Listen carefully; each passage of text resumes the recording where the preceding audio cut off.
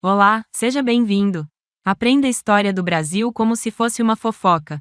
Vamos lá? Gente, vocês não imaginam o que rolou na época do Brasil colônia. Primeiro, em 1500, Pedro Álvares Cabral chegou ao Brasil e, ao desembarcar, ele e sua tripulação deram de cara com os povos indígenas que viviam aqui há séculos. No início, eles nem tentaram escravizar os indígenas de imediato, porque estavam mais interessados em fazer trocas, principalmente para explorar o pau-brasil.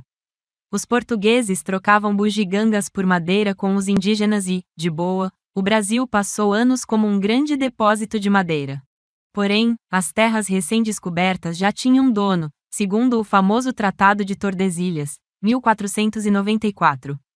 Portugal e Espanha dividiram o mundo ao meio, e o Brasil ficou do lado português. Se a Espanha quisesse meter o bedelho aqui, já daria treta. Açúcar. O grande negócio. A história deu uma guinada por volta de 1530. Portugal percebeu que só tirar madeira não dava. Então, trouxeram o projeto das capitanias hereditárias, que não deu muito certo, diga-se de passagem, e, logo em seguida, veio o plantio de cana-de-açúcar. O açúcar era ouro branco na Europa. E como fazer para plantar tanto?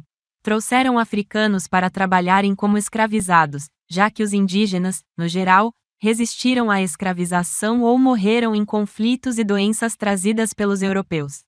Assim, os engenhos surgiram, principalmente no Nordeste, e o Brasil virou o maior produtor de açúcar do mundo. Mas olha que reviravolta! Os holandeses invadiram Pernambuco em 1630 e ficaram por lá até 1654, tentando controlar essa produção doce. Quem foi o administrador cool da época? Maurício de Nassau, que até promoveu a ciência e a cultura por aqui, mas, no final, os portugueses retomaram o território. E a treta continuou. O ouro. O açúcar começou a perder força lá pelo final do século XVII, mas Portugal já estava com outro plano, a busca por metais preciosos. E não deu outra. Descobriram ouro nas Minas Gerais no final dos 1600 e foi uma loucura. Todo mundo correu para a região atrás de riqueza. Isso foi tão sério que surgiram tensões e até revoltas. Você precisa saber da Guerra dos Emboabas, 1707 a 1709, que foi basicamente uma treta entre os paulistas, que queriam exclusividade sobre as minas, e os forasteiros, os chamados emboabas. Resultado: os paulistas perderam. Outro babado foi a Guerra dos Mascates, 1710, em Pernambuco. Olha que climão! Os comerciantes do Recife, conhecidos como mascates, começaram a se desentender com os senhores de engenho de Olinda. Esses últimos estavam falidos e não gostaram nada do crescimento do Recife. Brigaram feio, e no fim, Recife virou cidade independente de Olinda. Teve também a Revolta de Beckman, 1684, no Maranhão. Os irmãos Beckman e outros colonos se revoltaram contra a Companhia de Comércio do Maranhão, que controlava o comércio e não garantia os escravizados e mercadorias prometidas. Eles até tomaram São Luís por um tempo, mas a coroa portuguesa foi rápida na reação.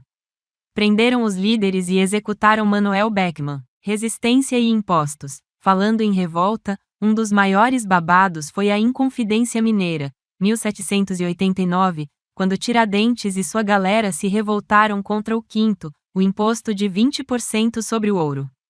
Estavam cansados de enriquecer Portugal, mas a trama foi descoberta e Tiradentes acabou sendo enforcado e esquartejado. Martirizaram o homem, coitado, fuga real e o império vem aí. Lá por 1808, quem chega correndo para o Brasil? Dom João VI e toda a corte portuguesa, fugindo de Napoleão Bonaparte que invadiu Portugal. Foi um fervo total. Com a vinda da família real, o Brasil virou o centro do Império Português. O comércio foi liberado, universidades e a imprensa surgiram, o que mudou muito a cara do Brasil. Mas não pense que foi só festa. A presença da realeza aumentou ainda mais a exploração e a cobrança de impostos. Em 1820, a bagunça política em Portugal estava grande, e Dom João teve que voltar para lá. Mas deixou seu filho, Dom Pedro, como príncipe regente. A pressão para o Brasil voltar a ser uma colônia estava forte, mas o povo já queria independência. Em 1822, Dom Pedro deu aquele grito de independência ou morte, no Ipiranga. Porém, essa independência não foi tão pacífica como falam. Ainda rolou luta e muita negociação até Portugal reconhecer oficialmente a independência em 1825. Resumo do babado: o Brasil passou por vários ciclos econômicos e muitos conflitos. Desde as primeiras explorações, com a resistência indígena, passando pela cana-de-açúcar, o ouro e a vinda da família real.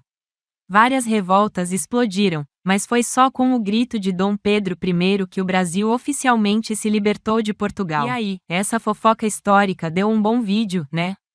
Comenta o que você entendeu, curte e manda para aquele seu amigo que precisa aprender história. Tchau e até o próximo vídeo. Não deixe de se inscrever. Obrigada!